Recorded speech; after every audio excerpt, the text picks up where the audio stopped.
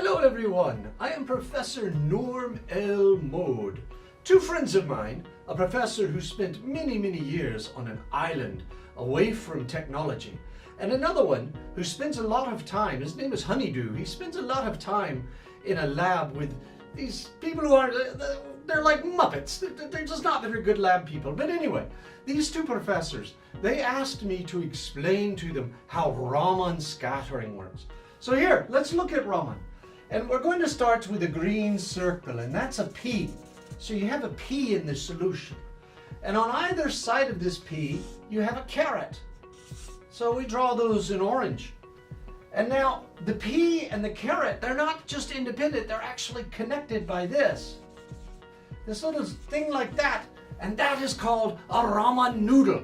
And that Raman noodle connects the vegetables together.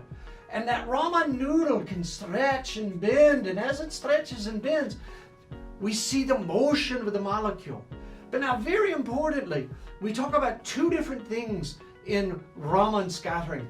One of them is where you take a fire, you put a fire under it, and you add heat, and that heat, that bright heat, causes, this is called stoking. You stoke You stoke the heat, and that heat causes the bonds, these ramen noodles, they break because they're very soft. So they break, and off flies the carrots one way and the other. And this is called stoke scattering. They've scattered throughout the solution.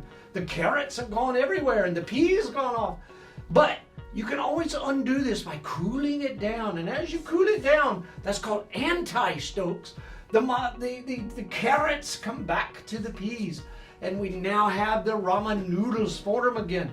And this is the anti-stoke scattering of ramen. Now, the other problem in ramen is when you have a fluorescent light bulb. So you have fluorescence up here. So that fluorescent bulb, it's emitting light. And when this happens, when that light hits these ramen noodles, they straighten out. They straighten out. The noodles, they go straight. And when they go straight, the molecule can't vibrate anymore. It can't move because these noodles are straight.